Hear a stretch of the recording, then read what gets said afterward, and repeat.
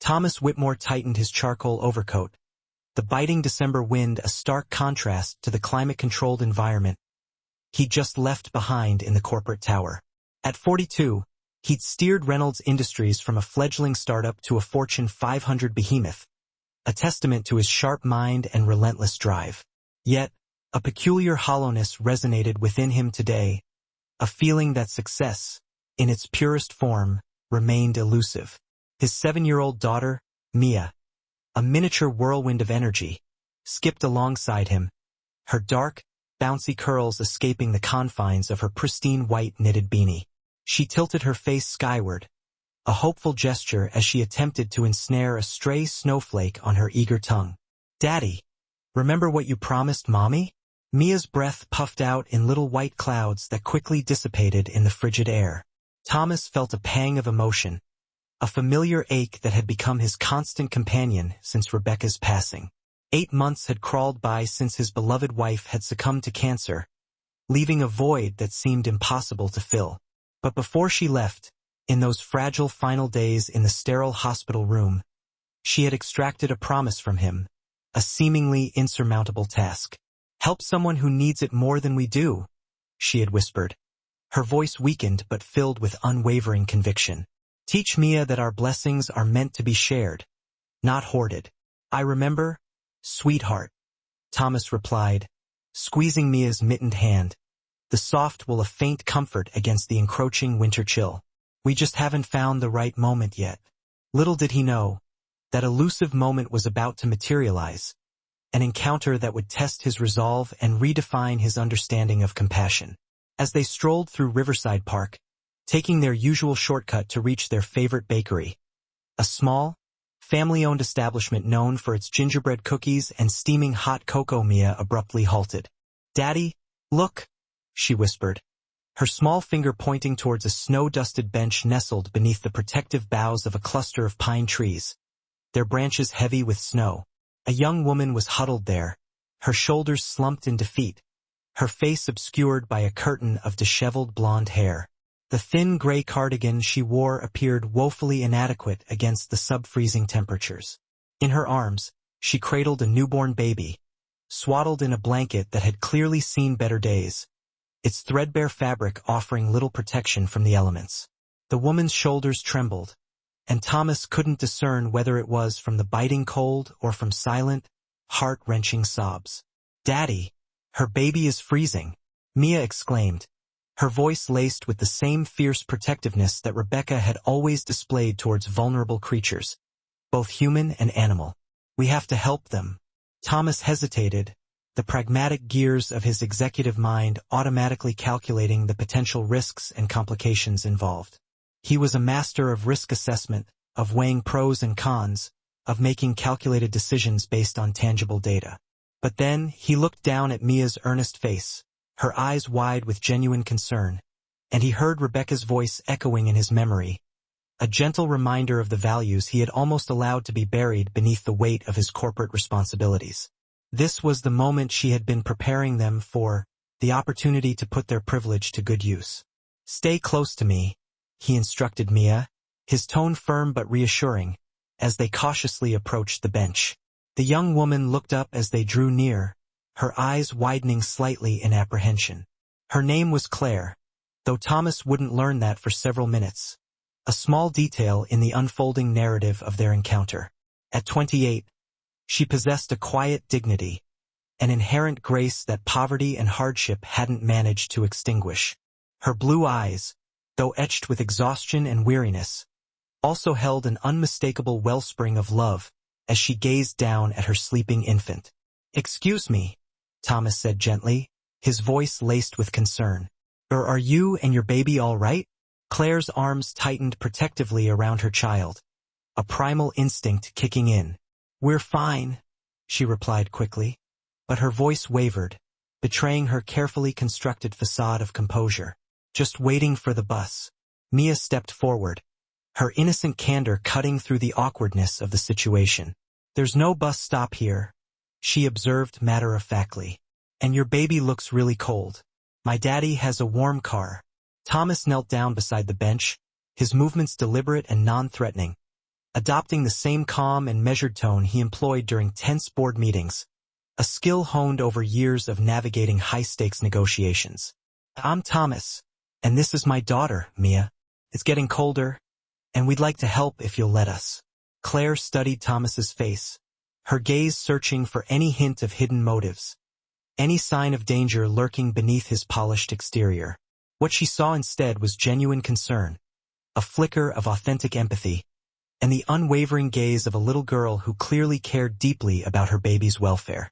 "I'm Claire," she said finally, her voice barely above a whisper. "And this is Lily. She's only 2 weeks old." Mia's eyes widened with wonder, her face lighting up with childlike fascination. "She's so tiny. Daddy, we have to help them right now like Mommy would want us to," Mia urged, her words a direct appeal to the promise he had made, a promise that weighed heavily on his conscience. Thomas felt Rebecca's presence so palpably in that moment, a warmth that transcended the physical chill of the winter air, that he nearly turned around, expecting to see her standing there, her hand outstretched in guidance. "Claire, there's a family crisis center about 15 minutes from here. They have a nursery and medical staff. Would you let us take you there?" Claire's carefully constructed composure cracked slightly, revealing the vulnerability beneath. "I called them this morning," she confessed, her voice choked with emotion. "They won't have space until after New Year's. Then we'll find another solution," Thomas said firmly, his resolve hardening, already pulling out his phone. "Mia is right. Little Lily needs to be warm." As Thomas gently unwound his own luxurious red wool scarf and carefully wrapped it around baby Lily, creating a cocoon of warmth against the harsh elements, Claire felt a flicker of something she hadn't experienced in months. Hope. When was the last time someone had offered her help without expecting something in return, without judgment or condemnation? The walk to Thomas's sleek, black BMW was slow and deliberate, each step taken with utmost care. Mia chattered incessantly, her words tumbling over each other as she recounted stories about her school, her favorite books, and how her mommy had taught her that helping people in need was the most important thing you could do in life. Claire found herself smiling despite her circumstances, touched by the child's innocent wisdom and the genuine compassion that radiated from her. In the heated car, as Thomas made call after call to shelters and social services, his voice calm but persistent, Claire finally felt safe enough to share her story, the burden of her hardship finally unburdened. She had been a registered nurse before Lily was born, dedicated to caring for others, but complications during delivery had led to exorbitant medical bills that had completely depleted her savings. Her boyfriend, overwhelmed by the financial pressure, had abandoned her, leaving her to face the mounting debt and the challenges of single motherhood alone. She'd been evicted from their apartment the week before, leaving her with nowhere to turn. "Claire," Thomas said softly after ending his 6th phone call, his voice filled with genuine empathy. "I have a proposal, but I want you to feel completely free to say no." Claire looked at him cautiously, her eyes wary. "What kind of proposal?" "My wife passed away earlier this year," Thomas began carefully, choosing his words with precision. "And before she died, she made me promise to help someone who needed it more than we did. Our house has a guest suite that's been empty since then, a self-contained space with its own entrance and amenities. You and Lily could stay there while we work out a long-term plan, a safe and comfortable environment where you can get back on your feet." Claire was silent for so long, her emotions swirling within her, that Mia leaned forward from her car seat, her brow furrowed with concern. "Claire, our guest room has its own bathroom and a little kitchen, and Daddy could make sure Lily has everything she needs." Mia chimed in, her voice filled with enthusiasm. "Why would you do this for strangers?" Claire asked, her voice barely audible, her eyes searching Thomas's for any sign of ulterior motives. Thomas thought of Rebecca's final words, her unwavering belief in the power of human connection, her insistence that love and compassion multiplied when they were shared rather than hoarded. "Because my wife taught us that we're only as rich as the lives we're able to touch," he said simply, his voice filled with conviction. "And because everyone deserves a safe place to care for their family, a sanctuary from the storms of life." Claire looked down at Lily, who had stopped shivering now that she was wrapped in Thomas's warm scarf, Her tiny face relaxed in peaceful slumber. "I'm a registered nurse," she offered, a flicker of determination in her eyes. "I could work, contribute somehow." "Contribution isn't a requirement for kindness," Thomas replied gently, his words sincere. "But if you want to help, I sit on the board of the children's hospital where my wife was treated. We're always looking for compassionate nurses who understand what families are going through. People who can offer not just medical expertise, but also genuine empathy." Mia clapped her hands together, her eyes sparkling with excitement. "And Claire, you could teach me about taking care of babies. I've always wanted to learn." For the first time in weeks, Claire laughed, a genuine, heartfelt sound that resonated with relief and gratitude. "I'm still figuring it out myself, Mia," she admitted, her voice filled with warmth. A week later, Claire was comfortably settled into the guest suite with Lily, who was thriving in the warmth and security of their temporary home. Thomas had connected her with the chief of nursing at Rebecca's hospital, who was immediately impressed by Claire's credentials and her inspiring story of resilience. But the most unexpected development was how naturally Claire fit into their small, grieving family. She brought a gentleness and warmth that balanced Thomas's corporate intensity, a calming presence that soothed the lingering pain of their loss. And Mia adored having a baby to help care for, nurturing her with an innate tenderness that mirrored Rebecca's own. "Thomas," Claire said one evening as they sat by the fireplace, the crackling flames casting a warm glow on their faces while Mia read a story to baby Lily. "I got the position at the hospital. I start next month." Thomas looked up from his laptop, his face lighting up with genuine pleasure. "That's wonderful, Claire. You'll be an incredible asset to their team. I've also been looking at apartments," Claire continued, her voice hesitant. "I should be able to afford something small once I start working."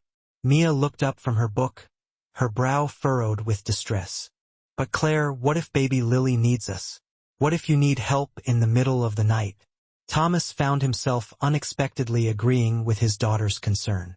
Over the past week, he'd come to value Claire's presence in their home, the sense of warmth and companionship she brought. She wasn't just a house guest anymore.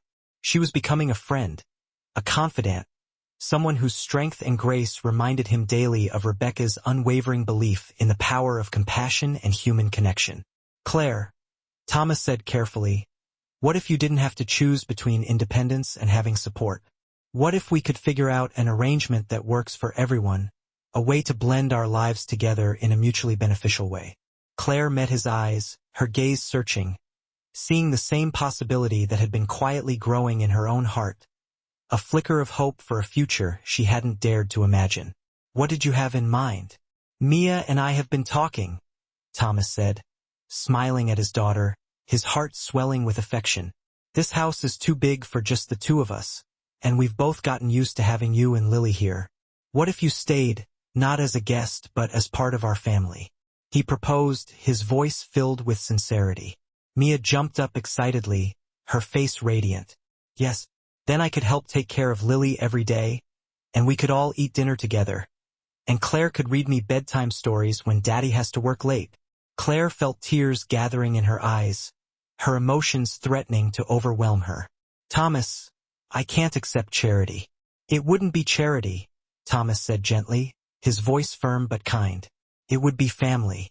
You'd pay your fair share, help with household responsibilities, and more importantly, you'd be helping me keep the promise I made to Rebecca." She wanted Mia to learn that our blessings multiply when we share them, that true wealth lies not in possessions but in the connections we forge and the love we give. Claire looked around the warm, inviting living room, at Mia cuddling baby Lily with such natural tenderness, at Thomas, whose eyes held the same kindness and compassion that had first prompted him to help a stranger on a park bench. "Are you sure?" she asked softly, her voice filled with a mixture of hope and trepidation. Mia answered before Thomas could speak, her voice clear and unwavering. "Daddy, tell her what Mommy always said about families." Thomas smiled, hearing Rebecca's voice as clearly as if she were sitting beside them, her words etched in his memory. She said, "Families aren't just about blood. They're about people who choose to love and support each other through everything life brings. A bond forged in mutual respect, shared experiences, and unwavering loyalty. As snow continued to fall softly outside their warm, cozy home, blanketing the city in a pristine layer of white, Claire realized that sometimes the coldest, darkest moments in our lives are actually doorways to unexpected blessings, opportunities for growth and transformation. She had found not just shelter and safety, but something she'd never dared to hope for. A chosen family, built on mutual respect, shared responsibility, and a love that grew naturally from caring for one another. Baby Lily cooed softly from Mia's careful embrace, a sweet, innocent sound that filled the room with warmth and joy. And Claire knew, with unwavering certainty, that her daughter would grow up understanding something profound, a lesson that would shape her life and guide her actions. That home isn't just a place you live, a physical structure of brick and mortar. It's the people who choose to build a life together, supporting each other through whatever storms may come, weathering the challenges and celebrating the triumphs as a unified whole. Outside, the snow fell gently on the city, transforming the landscape into a winter wonderland. But inside, for hearts had discovered that the greatest warmth comes not from furnaces or fireplaces, but from promises kept and love freely given. The unwavering commitment to building a family founded on compassion, empathy, and the enduring power of human connection.